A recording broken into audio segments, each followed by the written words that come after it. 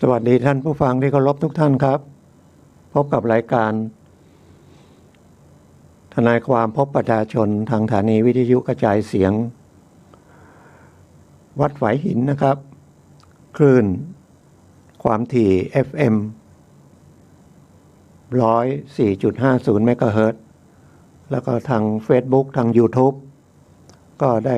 ภาพด้วยได้เสียงด้วยนะครับเข้าไปที่วัดฝายหินนะครับก็ทุกวันเสาร์นะครับ10 ถึง 11 นาฬิกาผมทนายสุรชัยอาจจินวัฒน์ดำเนินรายการก็นำรายการกฎหมายง่ายๆนะครับเรื่องใกล้ๆตัวแต่ต้องเป็นเรื่องที่ต้องรู้ต้องศึกษานะครับสนใจหน่อยเพราะว่าทุกประเทศนะครับก็ใช้หลักกฎหมายเพื่อความสุขของสังคมกฎระเบียบนะครับจริงๆอย่างที่ผมนำเรียน ถ้ามีศีล 5นะครับก็ไม่ต้องรู้กฎหมายก็ได้เพราะว่าถ้าเรามีสติมีศีลดูแลตัวเองอยู่เราก็ไม่ทำให้เราเดือดร้อนแล้วก็คนรอบข้างนะครับเดือดร้อนก็คือสังคมแต่ทีนี้คน2 คนขึ้นไปก็มีขโมยนะหรืออาจจะมีการทำร้ายกันนะมันก็ต้องแย่งของแย่งอะไรกันนะฉะนั้นก็เลยต้องมีกฎหมายก็ออกนะครับ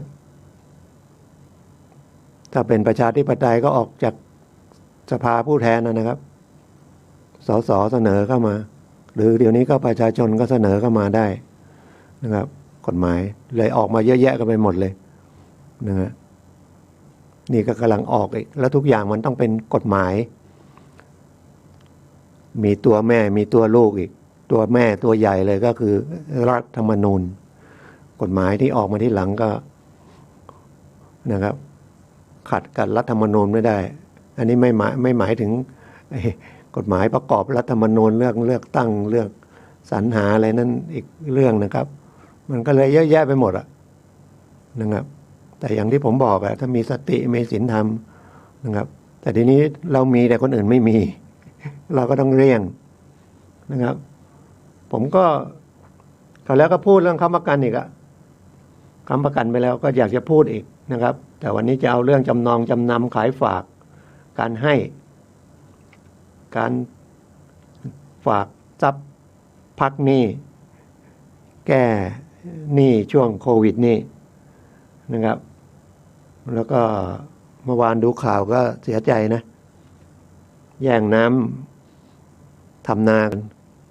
ซึ่งที่จริงสมัยก่อนก็มีนะแย่งน้ำกันอะไรเนี่ยถึงกับสมัยพระพุทธเจ้าญาติพี่น้องก็ฆ่ากันเลยนะ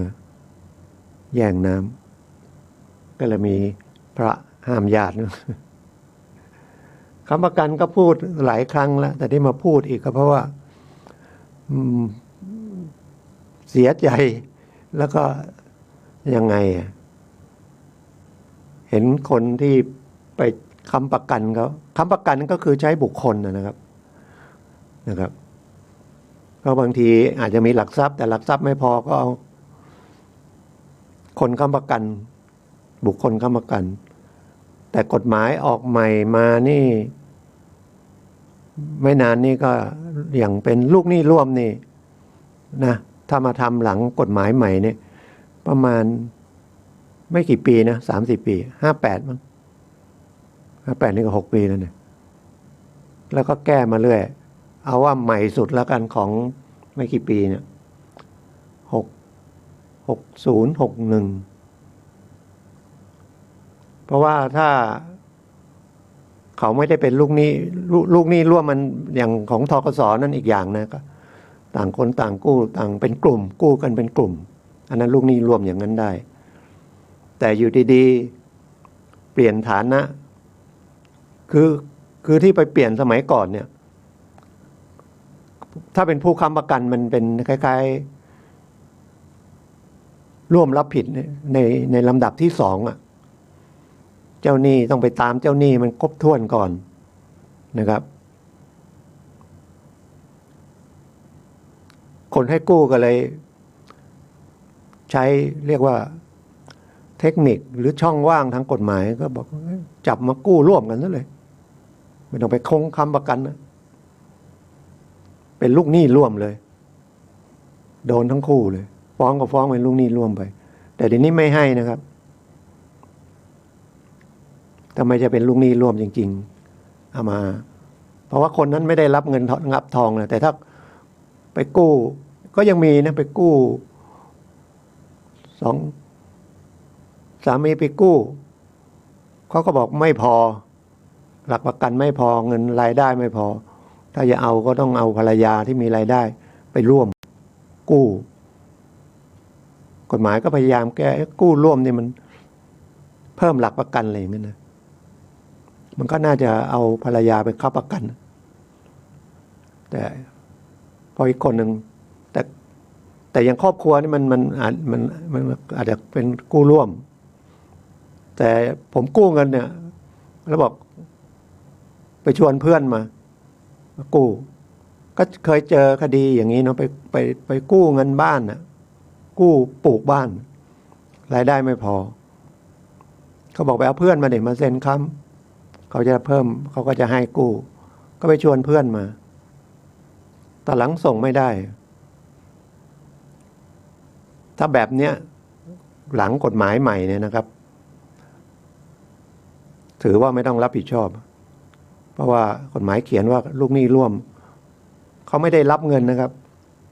หลักของการกู้เงินเนี่ยกฎหมายกู้เงินนี่เขียนว่ารับเงินนะได้รับเงินแล้วนะถึงจะสมบูรณ์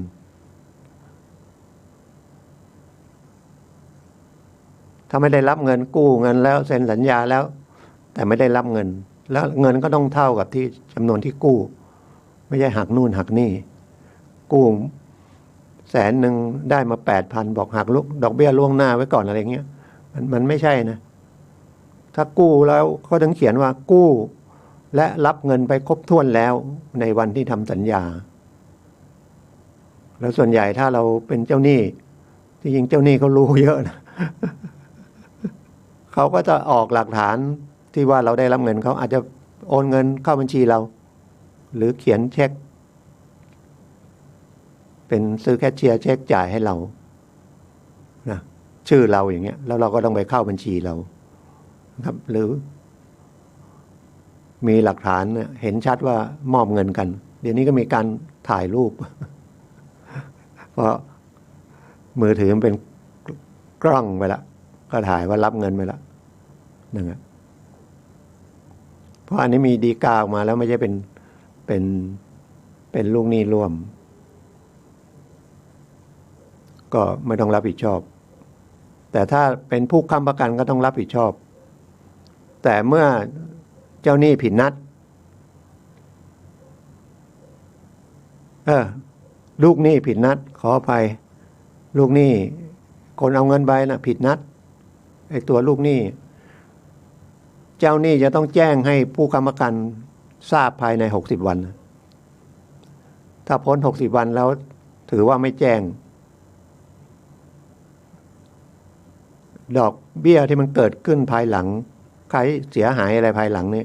ผู้ค้ำประกันไม่ต้องรับแต่ยังไงก็ต้องไม่พ้นนะครับฉะนั้นอย่าไม่สมควรไปค้ำประกันจะเป็นเขาค้ำเราค้ำเขาอย่างเงี้ยเพราะถ้าจะค้ำต้องดูฐานะเขากับเงินที่เขากู้กับหนี้ที่เขามี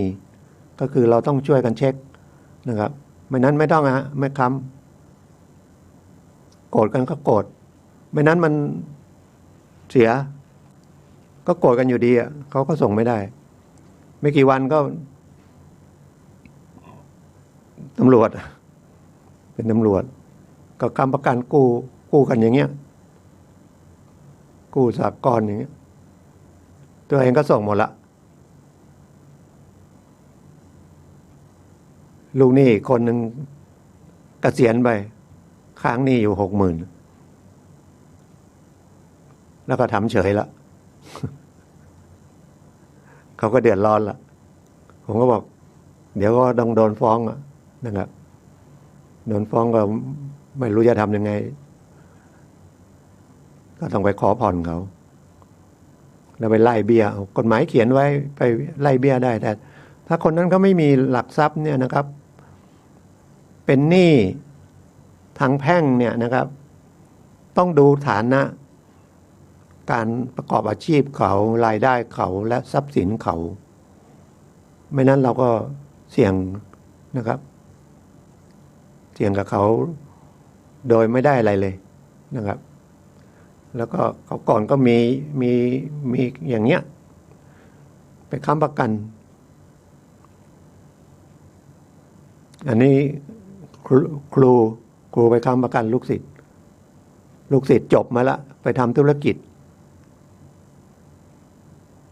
ไปกู้แบงค์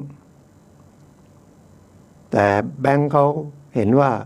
เพื่อความมั่นคงก็เลยบอกเอาคนมาค้ำด้วยเขาไม่รู้นึกถึงใครมันจังหวะเนาะก็นึกถึงครูก็ไปหาครูก็ใจดีค้ำประกันแค่เซ็นชื่อเองนะช่วยลูกศิษย์ไม่นึกถึงไอ้ตัวนี้เลยสุดท้ายส่งไม่ได้ครับค้างหนี้โดนฟ้องแล้วครูเขาจะไปศาลเขาบอกไม่ต้องเดี๋ยวจัดการเองระวังนะไอ้คำว่าจัดการเองเนี่ยไม่ต้องเดี๋ยวหนูจัดการเองแล้วคุณไม่ได้ไปศาลเลยเขาจัดการยังไงไม่รู้เลยมีเยอะนะครับค้ำประกันรถค้ำประกันอะไรเงี้ยพอฟ้องมาไม่เป็นไรเดี๋ยวฉันจัดการเองที่ไหนเนี่ยผ่านไปนึกก็จบเพราะหนังสืออะไรไม่มาเขาไปลงที่อยู่ของเขาหมดไม่ได้ลงที่คนค้ำประกันคนค้ำประกันก็ไม่รู้หมายมาก็ไม่รู้ไม่ได้รับหมายรับเลยมาอีกทีก็มายึดทรัพย์แล้วครับ2 ล้านจะยึดบ้านครูแล้วที่ดินครูแล้วอาจารย์หรือครูที่ลูกศิษย์มาขอให้ค้ำประกันพอดีเกษียณมีเงินอยู่2 ล้านก็เลยต้องเอาเงินนั้นไปใช้หนี้ไม่นั้นโดนยึดบ้านขายทอดตลาดคือถ้าเราเห็นภัยเห็นอันตรายเนี่ยเราก็จะไม่เข้าไปไม่ต้องเกรงใจนะครับแต่ธรรมชาติคนก็เกรงใจนะเกรงใจเซ็นหน่อยดิถ้าไม่เซ็นมันก็จบนะเราจะไม่สบายใจอยู่พักทำไมไม่ช่วยเพื่อนถ้ามันเล็กๆน้อยๆ10,000-20,000อย่างนี้นะพอไหวพอรับไหวแต่มันไม่หยุดตรง10,000-20,000มันอาจจะมีดอกเบี้ยมีอะไรเยอะแยะ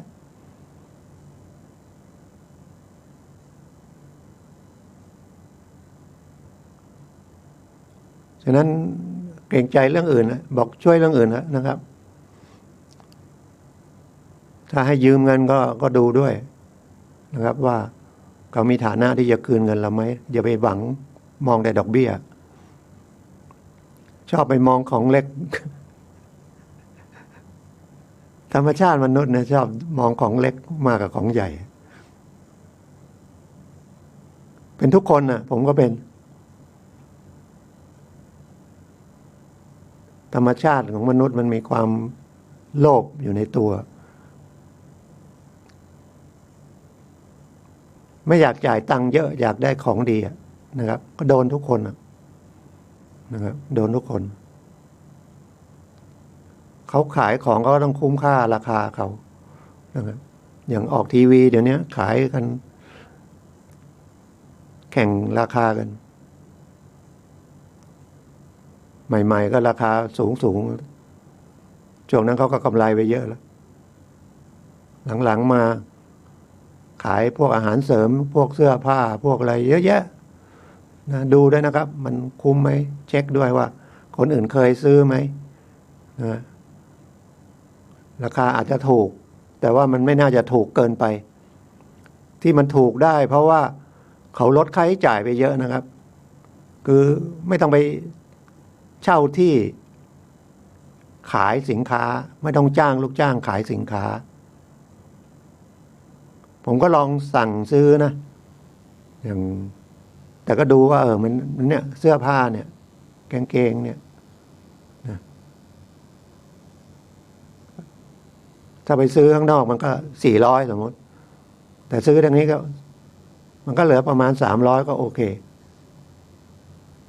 เขาก็สั่งเขาก็ส่งจากต้นโรงงานผลิตมาให้เรานะครับเป็นยี่ห้อเป็นอะไรเหมือนกับที่เขาขายที่ห้างเหมือนกันแต่เขาขายได้เพราะทำให้ยอดขายเขาเยอะแล้วต้นทุนมันตัดไปเยอะนะครับไปเช่าร้านในห้างเนี่ยก็เดือนหลายตังค์จ้างลูกจ้างไปขายก็ต้องแบ่งเปอร์เซ็นต์แบ่งเงินเดือนเขาขายได้ไม่ได้อันนี้สั่งซื้อนะครับก็อาจได้กำไรแค่ค่าขนส่งก็ได้เพราะว่าบริษัทที่ขายของพวกนี้ก็มีบริษัทขนส่งด้วยขนส่ง200อย่างเงี้ยนะครับกำไร100เอาง่ายๆแต่คนสั่งสินค้าทางออนไลน์ทางเนี่ยมันวันเป็นหมื่นอย่างเงี้ยคิดง่ายๆนะคิดว่าวันละ10,000 คน100 คนก็เท่าไหร่ล้านได้วันละล้านแต่เขาก็ไปเสีย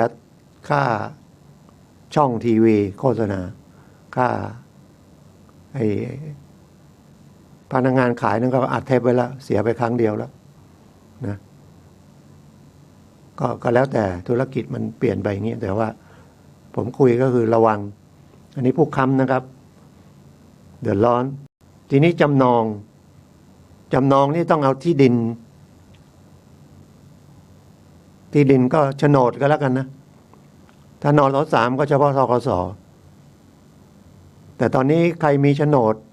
ใครมีนส.3นะรัฐบาลมีนโยบายเปลี่ยนเป็นโฉนดหมดนะครับ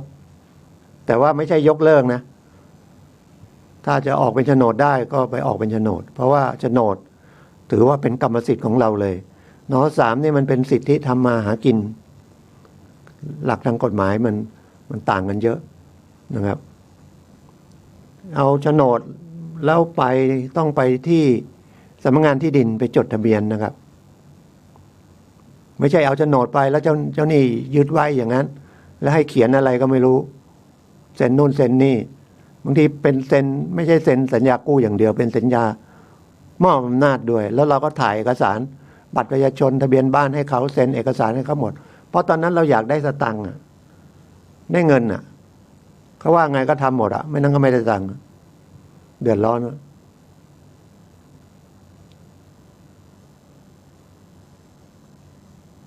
สมัยก่อนกู้กันก็ไม่อยากไปสำนักงานที่ดินก็เอาใบโฉนดให้เจ้าหนี้ยึดไว้นะมันก็เป็นการมัดทางใจเนาะถ้าไม่ไปชำระหนี้เราก็ไม่ได้โฉนดคืนแต่ถ้าคนก็รู้ก็อาจจะไปแจ้งหายออกใหม่ก็ได้ก็เสี่ยงคดีอาญาหน่อยนะครับแต่ส่วนใหญ่ต้องไปเอากี่ปีก็ยังไม่เอาบางทีของพ่อแม่ไปเอาเงินมาจนเสียชีวิตไปแล้วลูกมารู้ที่หลังก็ต้องไปใช้หนี้เอาใบที่ดินออกมาเพราะว่าอยู่ใบที่ดินอยู่ไหนใบที่ดินอยู่ไหนก็ซื้อความสบายใจนะครับแต่บางคนที่ผมเคยโดนบางทีเอาเงินไปให้กู้มา100,000ให้ไป200,000แล้วยังไม่คืนโฉนดให้เลย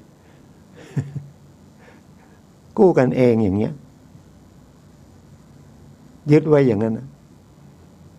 มันก็ต้องไปแจ้งความแล้วมีหนังสือทวงแล้วให้ท่านตำรวจทวงมันอาจจะเป็นยักยอกก็ได้มัน108เนาะถ้าเจอคนไม่ดีแต่ถ้าเราระวังตัวมันก็จะลดพวกนี้ไปจำนองนะครับจำนองก็คือไปจดทะเบียนนะครับไอ้ที่มาพูดอย่างนี้เพราะว่าก็ดูจากทีวีนะครับบ้านเก่าบ้านแก่พ่อแม่ก็ให้หลาน เอาไปประกันหนี้ไม่ใช่ให้ที่ดินอย่างเดียวอ่ะเขาต้องให้เจ้าของที่ดินไปเซ็นจำนองแล้วหลานนั่นก็ไปทำงานเมืองนอกแล้วไม่ประสบความสำเร็จใช้หนี้ไม่ได้นะไปแล้วงานทำเงินไม่ได้เงินได้ทองเสียไปแล้วก็ทิ้งขว้างเงินไม่กี่แสนก็กลายเป็นเงินล้านดอกมันไม่หยุดนะครับมันไม่เหมือนผลไม้นะมันออกตามฤดูกาลดอกเบี้ยนี่ขึ้นทุกลมหายใจเลยนะครับลมหายใจหมดไปแล้วมันก็ยังขึ้นอยู่นะครับ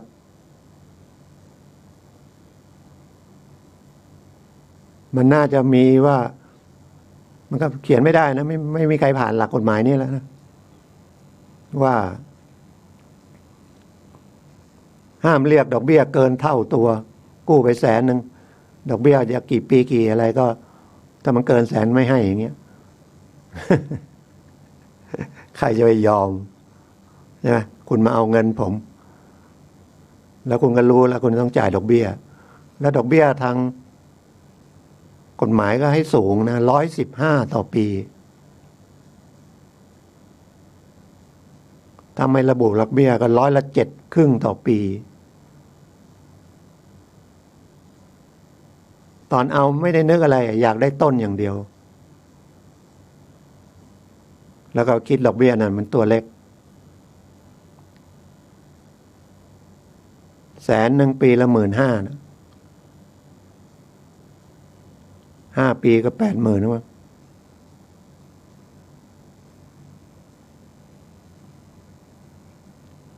75,000 5 ปีก็แป๊บเดียวเอาเข้ามา100,000ดอกเบี้ยเขาก็ต้องคิดนะครับที่จะเอาเงินมาว่าขายดอกเบี้ยเนี่ยมันต้องเอาถ้าลงธุรกิจก็ต้องคิดว่าคุ้มไหมแต่ส่วนใหญ่ที่ไปกู้กันอย่างนี้บางทีก็เจ็บป่วยนะครับหรือบางทีลูกหลานมาลบเล้าซื้อรถแทนจะไปผ่อนธรรมดาไม่ต้องเอาอะไรไปประกันนะครับไปซื้อรถก็ซื้อมันยึดก็ยึดไปให้ลูกหลานนะมันทำกู้คนเดียวไม่ต้องไปค้ำได้ก็ได้ไม่ได้ก็ไม่ได้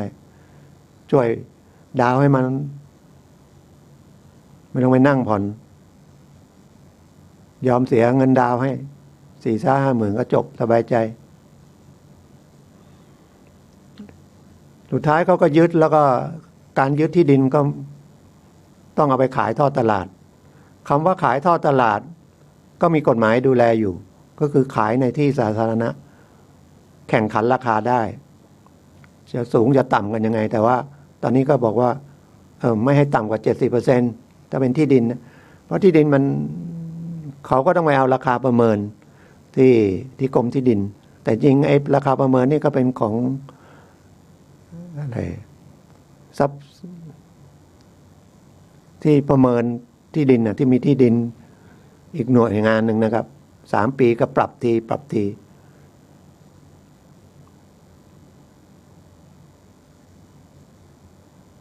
แต่มันมีรายละเอียดพวกนี้อยู่ที่กรมที่ดินที่สำนักงานที่ดินแต่ว่าที่ดินไม่ใช่ตีราคานะครับ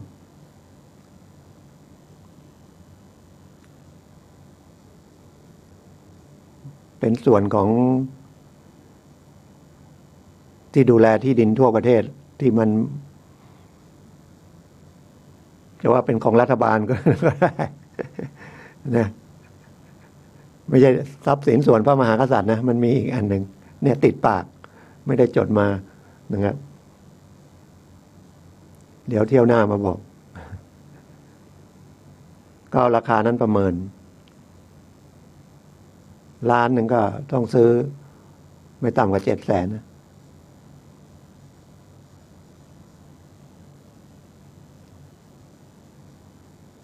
แต่ถ้าขายหลายครั้งแล้วไม่ได้อาจจะลดลงแต่สมัยก่อนเนี่ยซื้อกัน3-40%เต็มที่แล้ว20%ก็มีนะครับ2 วันก่อนก็มีคนโทรถามว่าเอาแล้วถ้ายึดที่ดินไปแล้วขายไม่คุ้มหนี้ทำไงหนี้นั้นอยู่ไหนก็ถ้าเราไม่มีอะไรแล้วมันก็จบนะครับหนี้ก้อนนั้นมันก็จบไปแล้วแต่เจ้าหนี้ก็มีสิทธิ์มาตาม ถ้ายังเขายังเจ้าหนี้เขายังไม่ยอมจบเขาก็อาจมายึดที่ดิน ถ้าเรามีที่ดินนะหรือทรัพย์สินที่จะยึดไปขายทอดตลาดได้เช่นรถยนต์อย่างเงี้ยมีทะเบียนอย่างเงี้ยแต่รถยนต์ก็ยึดยากมันเคลื่อนที่ได้ แต่ส่วนใหญ่จะยึดที่ดินนะครับเขาก็เช็คได้ว่าที่ดินนี้อยู่ที่ไหนฉะนั้นถ้าเราไม่มีทรัพย์สินที่เป็นที่ดินแล้วไม่มีทรัพย์สินอื่นนะที่เขาจะยึดไปขายทอดตลาดได้มันก็ไม่มีอะไรแล้วหนี้ถ้ามันไม่เกินล้านเขาก็ฟ้องล้มละลายไม่ได้ก็ปกติก็ต้องเห็นใจเจ้าหนี้นะครับเขาเอาเงินให้เราเขาอาจจะเป็นหนี้จากคนอื่นมาอีกเหมือนกันแล้วเขาก็โดนทวงถามก็ต้องมาทวงถามเราหรืออย่างธนาคารอย่างเงี้ยเงินที่มาให้กู้เราก็คือของเงินฝากนะครับ เราไปฝากเงินก็คือ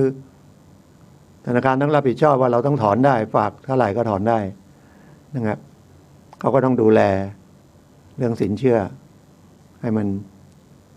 ส่งให้เขากู้แล้วต้องได้รับแล้วดอกเบี้ยก็เดี๋ยวนี้ก็เหลือต่ำมากนะ2-3 บาท 4-5 บาทก็แล้วแต่นะครับเพราะเงินในธนาคารมีเยอะเงินฝากมีเยอะกว่าเงินกู้ใหม่นี่ก็ไม่กล้าปล่อยไอ้ที่ปล่อยไปแล้วก็ดอกก็ไม่ได้ต้นก็ไม่ได้เพราะไอ้โควิดนี่แหละนะครับถ้าเป็นเรื่องจำนำก็เอาทรัพย์สินที่มันเคลื่อนที่ได้ก็แล้วกันเนาะแหวนสร้อยนาฬิกาพระเครื่องจำนำได้ไหม พระได้หมดอะโรงจำนำของเทศบาลก็มีที่เป็นเทศบาลตั้งขึ้นมาสถานานุบาลอะไรหรือโรงจำนำเอกชนที่เขาเปิดขึ้นมาก็ต้องขออนุญาตนะครับรัฐบาลตั้งโรงจำนำแล้วก็จำนำประมาณ4 เดือนครึ่งถ้าเลย4 เดือนครึ่งรู้สึกก็ต้องหลุดก็ออกมาขายต่อตลาดอีกเอาเงินใช้หนี้นะครับคุ้มก็จบไม่ก็ขายคุ้มหนี้ไปอ่ะนะคงไม่มีใครขายเกินนะแต่การขายทอดตลาดขายที่ดินบางทีมันมีขายเกินนะขายเกินหนี้ได้นะครับเพราะว่าที่ดินสมัยก่อน10 ปีที่แล้วกับ10 ปีนี้ไอ้ดอกเบี้ยที่ว่ามัน115ต่อปีมา10 ปีมันก็150เป็น150เท่าครึ่งอะล้านหนึ่งอาจจะเป็นดอกเบี้ย1.5 ล้านเป็น2.5 ล้านแต่ที่ดินตรงนั้นทำเลดีมันอาจจะเป็น4-5 ล้านก็ได้เขาขายได้ก็ต้องเงินที่เหลือก็ต้องคืนให้ลูกหนี้นะครับผมก็เคยเจอนะครับที่จัดสรรกรุงเทพเป็นหนี้1 ล้านจริงๆเขากู้ไม่กี่แสนหรอกนี่มันนานกว่าจะขายทอดตลาดดอกเบี้ยมันขึ้นไปก็ขายประมาณ1 ล้านก็ทีนี้มีคนอยากได้เพราะตรงนั้นมันเจริญไปแล้วสู้กันไปสู้กันมาถึง2 ล้านก็ชำระหนี้ธนาคารไป1 ล้านที่เหลือก็ต้องไปตามตัวลูกหนี้นะมันต้องมีนะครับตัวลูกหนี้ไม่อยู่ก็ทายาทลูกหนี้นั่นนะก็ต้องไปแสดงตนนะไปรับเงินถ้าไม่ให้เราก็ต้องไปพิสูจน์ในศาลว่าเราเป็นทายาทก็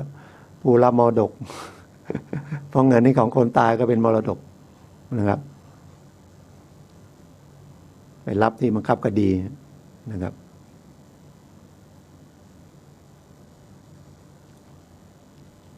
มันมีจำนำที่มันมีเรื่องมีราวก็รถยนต์นี่แหละเอาไปจำนำซื้อมาไปจำนำต้องการได้เงินมันทุจริตนะครับดาว 50,000ได้รถมาสมมติรถ400,000เอาไปไว้จำนำได้200,000คุณเอามา200,000คุณก็ต้องส่งดอกตรงนั้นเขาก็แพงแล้วก็ยึดรถไว้เพราะว่าถึงเวลาเราจะไปส่งเขาเอารถไปไหนก็ไม่รู้ไปขายหรือถ้าคุณหรือส่งไปตามเจอเขาก็บอกว่าเขาก็รับจำนำมาอีกทอดหนึ่งคุณเป็นหนี้แค่นี้คุณต้องจ่ายแค่นี้โอ้เดือดร้อนนะครับเผลอๆคุณก็ต้องโดนข้อหาเขาอาจดำเนินคดีอาญาคุณ ว่าคุณยักยอกทรัพย์หรืออาจจะกลายเป็นลักทรัพย์ไม่ร่วมกันลักทรัพย์หรือรับของทำอะไรนี่มันผิดอ่ะรู้อยู่เนี่ยนะเอาเปรียบเจ้าหนี้ไปโกงเจ้าหนี้ไหมมันก็ไม่ใช่นะกฎหมายก็มีนะโกงเจ้าหนี้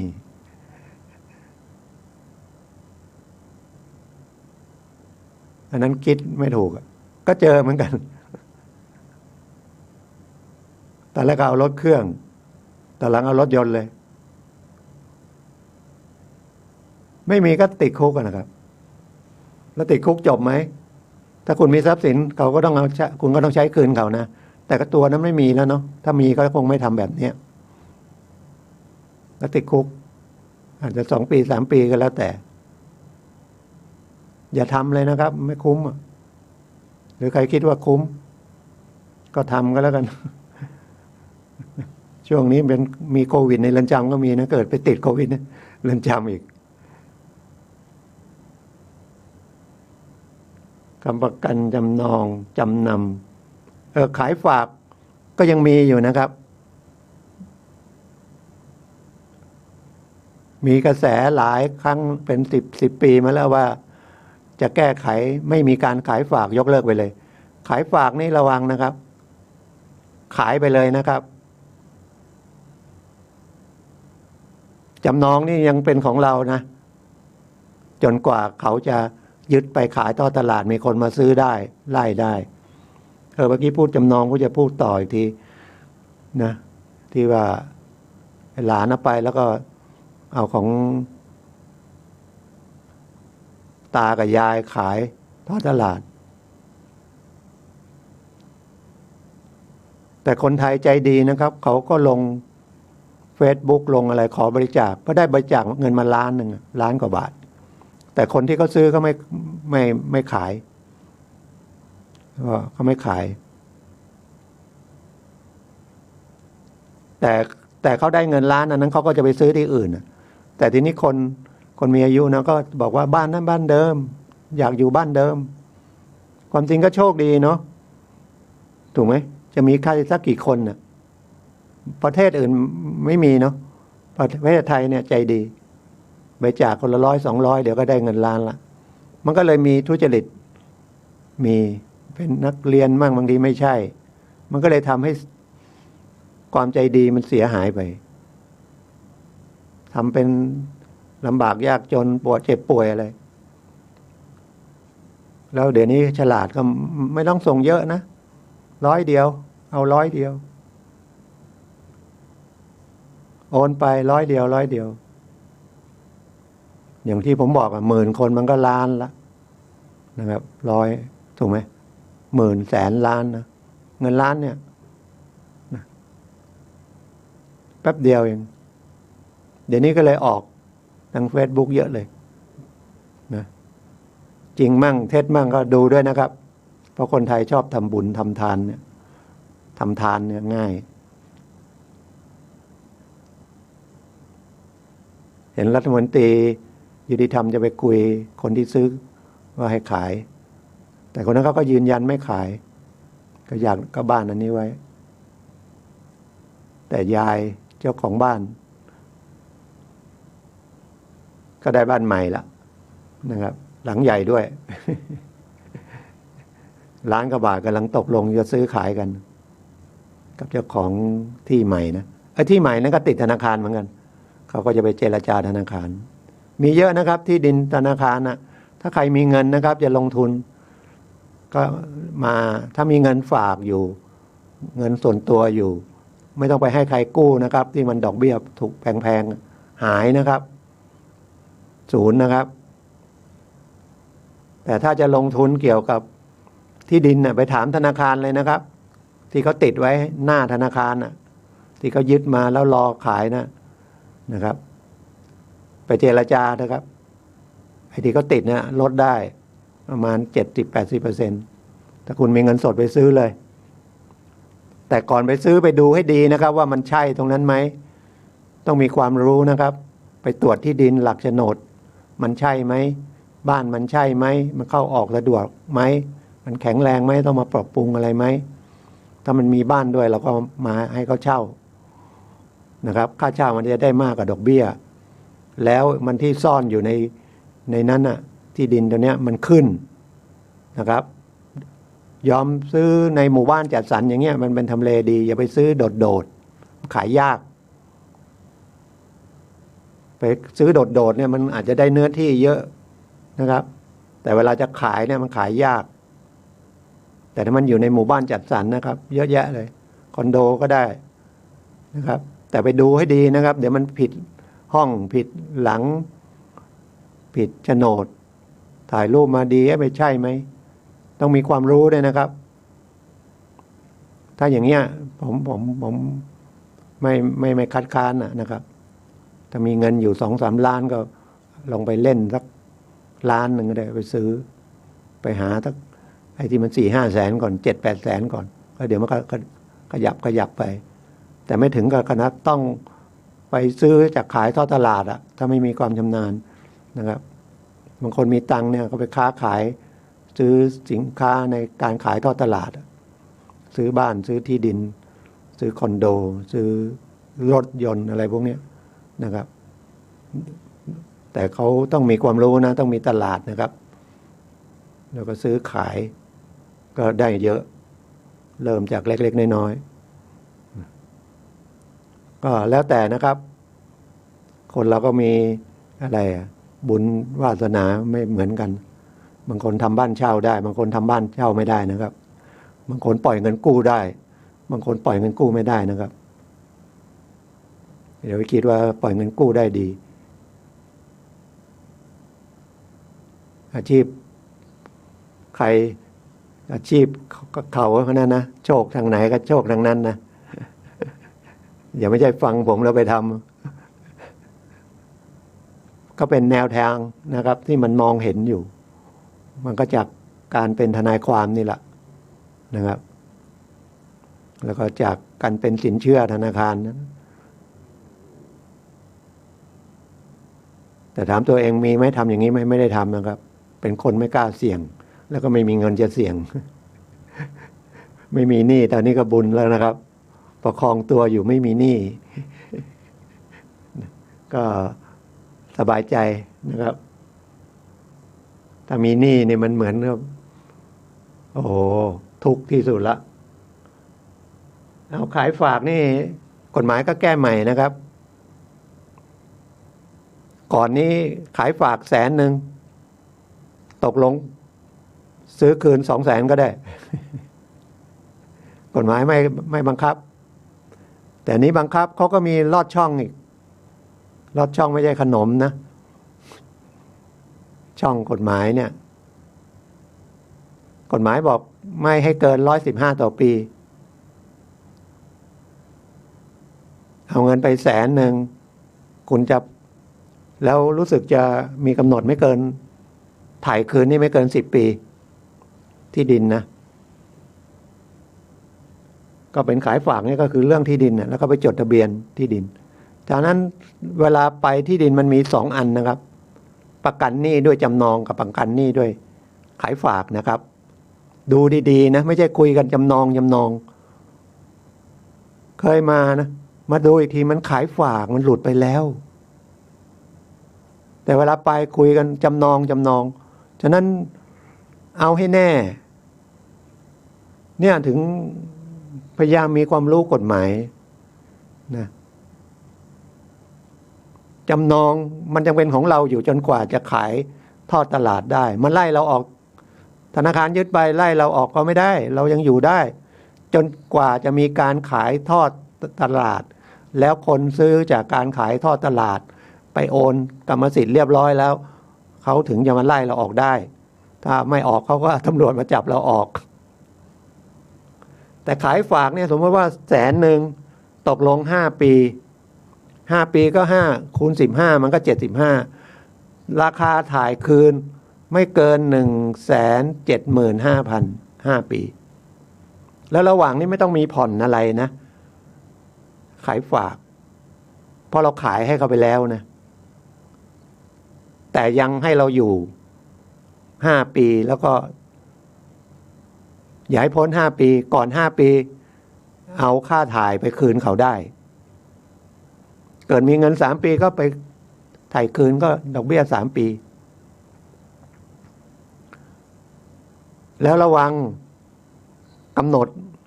เดี๋ยวนี้ก็กฎหมายก็มาดูอีกว่ากำหนดจะถ่ายถอน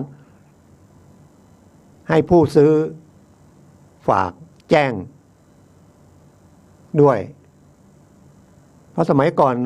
ก็เนี่ยลอดช่องเนี่ยถึงเวลาจะถ่ายนัดกันละถึงวันเนี้ยคนมีเงินละลูกหนี้มีเงิน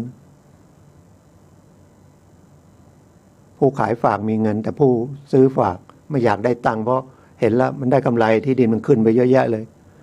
เบี้ยวไม่ไปซะ นัดแล้วไม่มาคุณจะทำไงแล้วก็แกล้งอีกบอกขอเลื่อนไปตอนนี้อยู่ต่างประเทศมาไม่ได้ตอนนี้ป่วยมาไม่ได้เพราะหลุดข้ามวันไปเปลี่ยนเลยเอ้ยคุณหลุดละจะเอาคืนเหรอเมื่อกี้175,000ฉันจะขาย300,000ละพอหลุดไปแล้ว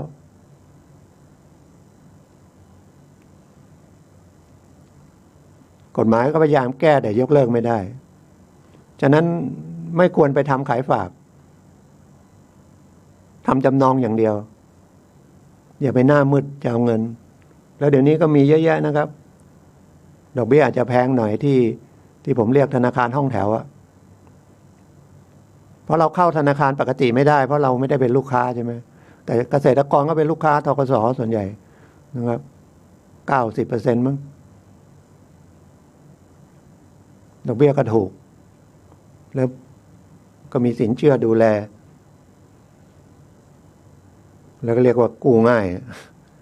ออมสินก็ได้อาคารสงเคราะห์ก็ได้ถ้าซื้อบ้านแต่ว่าเขาก็ต้องดูรายได้เราไม่ใช่มีแต่ดูแต่หลักทรัพย์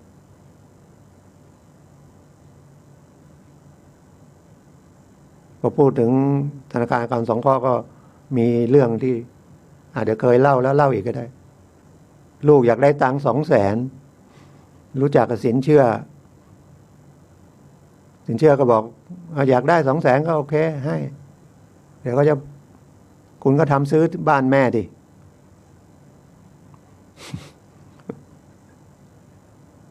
ก็ซื้อบ้านแม่จริงก็ได้ตังค์200,000แล้วหายจ้อยเลยจดหมายมาแม่จะเป็นลมตายว่าไม่ได้ใช้หนี้ไอ้นั่นไปไหนก็ไม่รู้ลูกสาวหายไปเลยพอดีเขาก็มาขอความช่วยเหลือผมก็ยังไงก็ต้องใช้หนี้เขาแต่อย่าเพิ่งไปใช้ ผมต้องไปทำฟ้องศาลขอเพิกถอนนิติกรรมซื้อขายที่ดินระหว่างแม่กับลูกเพราะไม่ได้ซื้อกันจริงมันหลอกแม่ศาลก็ให้เพิกถอนนิติกรรมแล้วก็ไปว่าไม่ได้ซื้อขายกันก็กลับมาเป็นชื่อแม่อย่างเก่าแล้วก็ต้องเอาเงินไปพอดีลูกชายคนมีตังค์ก็เอาเงินมาช่วยแม่ถอนออกมาเล่นกันดีนะ เพราะว่าถ้าไปถอนเลยธนาคารก็ให้ถ้าเอาง่ายๆไม่ต้องไปเพิกถอนนิติกรรมก็ได้แต่พอได้ออกมามันก็เป็นชื่อลูกคาอยู่ถึงจะกำโฉนดไว้มันก็ไปออกใหม่ได้เดี๋ยวมันก็ไปทำอีกผมก็เลยไปทำเพิกถอนให้ก่อนแล้วค่อยไปชำระหนี้เพราะถ้าไปชำระหนี้ก่อนได้ใบมาเกิดไอ้ลูกสาวรู้มันก็ไปออกโฉนดใหม่ไปจำนองใหม่อีกเพราะชื่อมันเป็นของมันเนี่ยขอโทษของลูก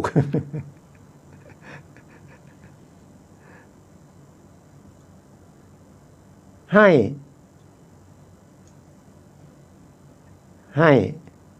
้ที่มันมี2ให้นะแล้วให้ในใครให้ก็ได้นะใครจะให้ที่ดินผมก็ได้นะเดี๋ยวผมต้องไปดูก่อนนะ มันมีสองให้มีค่าตอบแทนกับให้ไม่มีค่าตอบแทนกฎหมายเรียกให้โดยเสน่หาท่านกำลังรับฟังรายการทนายความพบประชาชนทางสถานีวิทยุวัดฝายหินคลื่นความถี่ FM 104.50 เมกะเฮิรตซ์แล้วก็ทาง YouTube ทาง Facebook ก็เข้าไปที่วัดฝายหินทุกวันเสาร์นะครับ10 ถึง 11 นาฬิกาผมทนายสุรชัยดำเนินรายการนำความรู้กฎหมายมาคุยกับท่านนะครับเพื่อตัวท่านนะครับ แต่ผมก็ได้บุญด้วยแล้วกันแล้วผมก็ได้ความรู้เพิ่มผมก็ไม่ได้ทิ้งความรู้ผมก็ต้องติดตามความรู้มาให้ท่านแต่ทุกอย่างที่ฟังจากผมไปก็ไปตรองอีกทีนะครับไปถามผู้รู้ให้มันแน่ชัดอีกทีไปถามทนายอาสาอีกทีก็ได้ทนายอาสาที่เชียงใหม่ก็นะครับกองเมืองโรงพักนั่งทุกวันไม่มีวันหยุดเสาร์อาทิตย์วันหยุดราชการแม่ปิงนะครับเหมือนกันช้างเผือกมี3ที่ลำพูนมีที่เดียวที่ต้นธงกองเมืองนะครับสถานีตำรวจภูธรเมืองลำพูนถ้าวันราชการก็ที่ศาลจังหวัดมีทนายนั่งอยู่นะครับที่ศาลแขวงก็อยู่ที่เดียวกับศาลเด็กนั่นแหละครับศาลเด็กก็มีนะครับศาลแขวงก็ให้ความรู้ที่อัยการก็ได้นะครับที่ยุติธรรมจังหวัดก็มีจริงๆที่เทศบาลที่อบต.อบจ.ก็มีนิติกรก็ลองไปหาความรู้เพื่อจะได้เอามาเทียบเคียงกันนะครับแล้วก็ผมก็ยังเปิดเบอร์เดิมนะครับ089-635-5649ก็โทรช่วงกลางวันนะครับ9 โมงถึงสัก 3-4 โมงเย็น นะครับก็นำรายการกฎหมายเนี่ยมาคุยกับท่านทุกวันเสาร์ก็น่าจะ10 ปีแล้วมั้งแล้ววันจันทร์ผมก็ที่ลำพูนที่วัดสันปะยางหลวงก็เป็นวันจันทร์บ่าย 3:30 ถึง 4:30ก็ถือว่าทำบุญอย่างหนึ่งก็แล้วกันนะครับนำความรู้มาให้ท่านเมื่อกี้คุยเรื่องให้นะ ถ้าให้มีค่าตอบแทนนั้นเพิกถอนเนรคุณไม่ได้รู้จักเนรคุณไหมครับกฎหมายใช้คำว่าเนรคุณเนรคุณกับใครกับผู้ให้แล้วส่วนใหญ่คนที่จะให้เราก็คือพ่อแม่ก็คือบุพการีแล้วถ้าเราไปทำที่เรียกว่าเนรคุณก็ถอนได้บางทีพ่อแม่ให้ไปแล้วลูกเปลี่ยนเลยนะครับบอกจะเลี้ยงดูก็ไม่เลี้ยงดูอดอยากเผลอด่านะครับด่าขับไล่อย่างเงี้ยถอนได้นะครับถอนการให้ได้แต่ถ้าเราไปให้แล้วมีค่าตอบแทนที่ดินเขาก็จะทำเป็นซื้อขายไปเลยเพราะว่าถ้าให้มันมี2 อันให้เนี่ยให้มีค่าให้นี่ใครให้ก็ได้แต่จะได้รับยกเว้นเกี่ยวกับเรื่องค่าภาษีนะครับค่าโอนมันต่างกันแล้วเราก็ไปเห็นในตรงนั้นน่ะ10,000-20,000นั่นน่ะถูกไปสัก 5,000 เนี่ยเราก็ไปเห็น 5,000 นั่นนะแล้วเราก็ไปให้บอกไม่มีค่าตอบแทนทั้งมีค่าตอบแทนแล้วเกิดเขาพิสูจน์ได้ว่าให้เนี่ยนะว่ามีค่าตอบแทนแล้วเป็นเนรคุณเพิกถอนไม่ได้ถ้ามีให้ตอบแทนทำซื้อขายไปเลยนะครับยอมเสียให้ก็คือพ่อให้ลูกพ่อแม่ให้ลูกอย่างเงี้ยหรือลูกให้พ่อแม่ก็ค่าธรรมเนียมเสียน้อยก็แล้วแต่เนาะมันก็จะต่างกันไม่เท่าไหร่หรอกแต่บางคนไม่รู้นะเขาก็ไปมองไอ้ตัวต่างอาจจะเสียค่าธรรมเนียมสัก10,000-20,000แล้วก็ไปเสียดายตรงนั้นแต่ผลกฎหมายเนี่ยต่างกันเยอะเลยนะครับ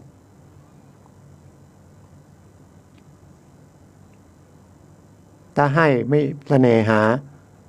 เพิกถอนเรื่องเนรคุณได้ยังไม่เคยเจอจริงๆนะครับแต่ถามมีไหมมีเยอะแยะยิ่งเดี๋ยวนี้ที่ดินราคาแพงนะครับมันไม่ใช่10,000-20,000มันเป็นล้านเป็น10 ล้านอย่างเงี้ยแล้วก็อย่างที่ผมคุยกับท่านมันไม่ใช่ลูกแล้วไม่ใช่ลูกเราละเพราะว่าพอลูกเราแล้วเขามีเมียเกิดเราเป็นลูกชายก็มีสะใภ้เขาก็ไปฟังสะใภ้เนาะ บางคนนะครับหรือลูกสาวเราก็ไปฟังสามีเขาหรือไปฟังเขามีลูกก็ไปฟังลูกเขาอีกไอ้หลานเรานั่นแหละมันถึงมีค่ายกครัวเพราะเรื่องมรดกก็มีนะครับพอพูดถึงค่ายกครัวก็เดี๋ยวก่อนเอาไปถึงค่ายกครัวมีข่าวเดี๋ยวค่อยเล่าสุดท้ายแล้วกันอีกงานตอนนี้พวกที่ประสบที่ทำธุรกิจแล้วเขาเรียกผู้ประกอบการประสบปัญหาธุรกิจหนี้สินค้างเยอะแยะเลยเพราะมันมีรายได้มันพลิกเหมือนกับฟ้าถล่มหรือแผ่นดินทลายเลยนะครับโควิดเนี่ยเจ้าหนี้ก็ต้องประคับประคองลูกหนี้ให้ได้นะครับอย่าไปฟ้องร้องถ้าฟ้องร้องก็เต็มศาลแล้วก็ได้อะไรขึ้นมาคุณก็ได้ที่ดินได้บ้านเขากลับคืนมาแต่คุณก็ต้องไปโอ้ยลุงตุงนังเพราะธนาคารต้องการเงินค้าเงินรัฐบาลก็พยายามนะตอนนี้ก็มีโครงการเหมือนกับไม่ใช่ขายฝากนะคล้ายๆขายฝากแต่เขาเขียนว่าฝากทรัพย์พักหนี้ตกลงราคากันเลยคุณจะไปใช้หนี้ตอนที่5 ปีนั่นตกลงกันตอนนี้เอาประกันหนี้ไว้ก่อนรวมทั้งที่คุณจะกู้มาดำเนินกิจการอยู่แล้วไปถึง5 ปีซื้อราคาเดิมระหว่างนี้ก็หนี้เก่าอะไรหยุดไว้ก่อนประมาณนั้นนะครับแต่รายละเอียดต้องไปดูให้ละเอียดนะครับแต่ไม่มีใครฟังผมหรอกผู้ประกอบการ นะครับถ้าคุณรู้จักก็ไปคุยก็ด้วยแล้วกัน จริงๆก็ห่วงเพื่อนนะเพื่อนก็ประกอบการนะแต่คงก็ไม่ฟังรายการผม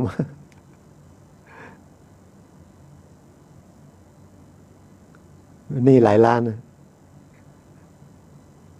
น่าจะเป็น10 ล้านหลักการก็คืออย่างที่ผมบอกแล้วถ้ามีปัญหาก็ติดต่อธนาคารแห่งประเทศไทยไปติดต่อเป็นเจ้าหนี้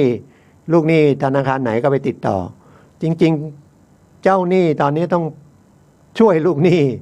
ให้รอดนะครับเพราะเท่ากับช่วยตัวเจ้าหนี้เองแล้วก็ช่วยเศรษฐกิจนะครับ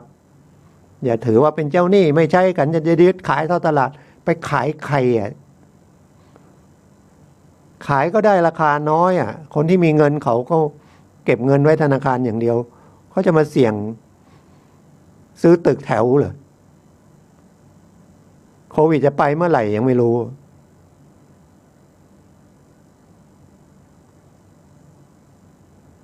ใครรู้ ตอนแรกก็ปีหนึ่ง2 ปีมองเขาบอกเศรษฐกิจจะฟื้นอีก2-3 ปีไปหน้าก็ยังไม่รู้ยังไงแต่มันต้องฟื้นนะครับมันหลักธรรมชาติมันหลักธรรมะก็ได้ ธรรมะก็คือธรรมชาติมันต้องเปลี่ยนแปลงนะครับไม่เปลี่ยนแปลงไม่ได้หรอกแล้วมนุษย์เนี่ยต้องเอาตัวรอดให้ได้อยู่แล้วนะครับสงครามโลกผ่านมา2 ครั้งมันยังรอดมาได้ญี่ปุ่นโดนระเบิดตายทีเท่าไหร่ครั้งแรกตูมหนึ่ง80,000ตูมหนึ่ง100,000กี่ปีแป๊บเดียวญี่ปุ่นขึ้นมาระดับ1เศรษฐกิจอีก1 2 3ก็แล้วกันนะ1อเมริกานะตอนนี้จีนขึ้นมาจีน100 ปีคอมมิวนิสต์สู้รบกันมาเท่าไหร่ฆ่าคนตายเท่าไหร่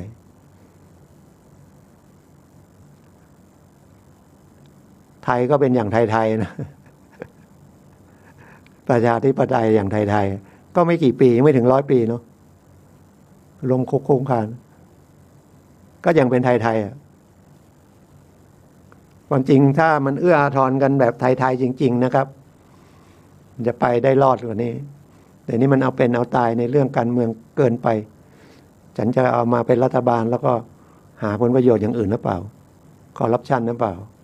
ที่ผ่านมามีคอร์รัปชันไหมหรือไม่มีเลยตอนนี้ก็ยังเห็นสร้างเสาต้นละ90,000-100,000แล้วตอนจะสร้างทำไมปักไว้ต้นแรกทำไมไม่รู้ปักไปเป็นร้อยต้นเงินเป็น60-70 ล้านแล้วคนไทยไม่สนใจแล้วครับปักก็ปักไม่มีอะไรผิดปกติผิดตานะครับหรือมาสร้างโน่นสร้างนี่เจาะน้ำบาดาลขุดบ่ออะไรเละๆเทะๆเงินมันหายทั้งนี้ไปเยอะนะครับแล้วมันมาลงที่พัฒนาเราจริงๆเท่าไหร่พอละเดี๋ยวเข้าการเมือง ไปติดต่อนะครับที่จริงมันต้องตั้งเป็นชมรมนะครับพวกที่เป็นหนี้ทั้งหลายรวมเป็นกลุ่มแล้วมาคุยแล้วก็รวมก็เห็นเขารวมนะแล้วก็ไปยื่นผู้ว่าอะไรเขาแล้วไม่รู้ไปถึงไหนรวมก็ต่อรองเป็นกลุ่มเป็นก้อนนะแต่ถ้ามันยังไงก็ติดต่อรัฐบาลก็ผ่านธนาคารแห่งประเทศไทยนะครับมันต้องไปด้วยกันได้นะครับเจ้าหนี้ลูกหนี้ก็เป็นคู่ค้ากันแล้วนะครับไม่ใช่คู่ศัตรูกันมันค้าขายได้เศรษฐกิจมันก็เจริญมันก็ได้มันก็ไปทั้งหมดนะครับมีการจ้างงานมีอะไรมีปกตินะครับแต่ตอนนี้เอาโควิดก่อนจะระดมฉีดวัคซีนก็วัคซีนไม่พอฉีดไม่รู้เพราะเหตุใดเราไม่ได้ทำเองเราไม่ได้มีสต็อกเองเราไม่ได้ผลิตเองไม่ใช่ประเทศไทยอย่างเดียวนะครับสิงคโปร์ก็ยังไม่ได้ออสเตรเลียก็ระบาดอีกแล้วอินเดียทำวัคซีนได้อินเดียนี่ทำยาแผนปัจจุบันเยอะนะครับรวมทั้งวัคซีนแต่คนก็เยอะป่วยเยอะ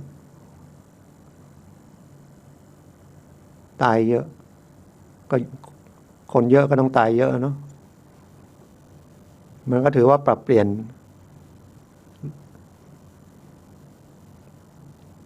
โลกนะครับ ก็ถ้าใครฉีดได้รีบไปฉีดนะครับแต่ตอนนี้กำลังบริหารเรื่องวัคซีนอยู่เอาตามสภาพนะครับตอนให้ลงก็ไม่ค่อยลงกันพอลงไปแล้วเขาก็ไม่รู้ยอดไม่โทษใครนะครับเดี๋ยวมันจะกลายเป็นทะเลาะเบาะแวงกันเอาแค่นี้แล้วกันมันเป็นรายการเอาเป็นหัวข้อสุดท้ายแล้วกันนะครับเดี๋ยวรายการต่อไปพลังแห่งชีวิตของท่านอาจารย์สุนัยนะครับก็แย่งน้ำทำนาก็เลยยิงกันนะครับยิงกันแค่น้ำทำนาขายน้ำเข้านาเขาบอกทางนั้นอยากเข้ามาทางเขาจะเสียนาเขากำลังปลูกใหม่ไอ้ทางนี้ก็น้ำล้นปลูกกันแล้วไม่รู้เรื่องไปโรงพักก็จะตีกันที่โรงพักต่อยกันก็ยิงเลย4 ศพสุดท้ายแล้วก็หนีไปแล้วยิงตัวตายอันนี้ไม่โทษเหตุอะไรทั้งหมดกรรมเก่านะครับฆ่ากันไปฆ่ากันมาฉะนั้นก็เลยฝากนิดนะครับธรรมะก็คือคำสั่งสอนขององค์สัมมาสัมพุทธเจ้าก็เรื่องธรรมชาตินี่แหละนะครับโลภโกรธหลงเนี่ยนะครับแก้ได้ด้วยสตินะครับฝึกได้นะครับที่เรียกว่าไปทำสมาธิสถาบันพลังจิตานุภาพยังมีนะครับตอนนี้เปิดสอนออนไลน์อยู่นะครับพวกศิษย์เก่าทั้งหลายก็เรียนออนไลน์หรือคนใหม่ก็เรียนออนไลน์ผมก็นั่งเรียนออนไลน์ทบทวนนะครับเดี๋ยวโควิดไปก็จะมีการสอนตามปกติตอนนี้ก็ใครอยากเข้าไปก็ไปเข้าที่สถาบันพลังจิตานุภาพก็ได้นะครับ willpower หรือสมาธิ .com ก็เข้าไปได้นะครับดูของหลวงพ่อริยังนะครับหลวงพ่อริยังตั้งสถาบันพลังจิตานุภาพเมื่อปี40นะครับแล้วก็สอนมาจนถึงเจอโควิด รุ่นที่4748ตอนนี้สอนออนไลน์นะครับเหมือนทุกที่สอนออนไลน์นะครับก็ทำให้เราฟื้นขึ้นมาสำคัญที่สุดนะครับสตินะครับก็จะนำปัญญามานะครับมันก็จะผิดพลาดน้อยหน่อยแต่ที่เสียหายก็คือสติขาดลองดูดีๆนะครับฝึกได้นะครับเรื่องกฎหมายก็ดีเรื่องของสถาบันพลังจิตานุภาพก็ดีนะครับก็โทรศัพท์คุยกับผมได้ช่วงกลางวันนะครับวันนี้ก็ขอบคุณทุกท่านนะครับพบกันใหม่วันเสาร์หน้าทุกท่านโชคดีครับสวัสดีครับ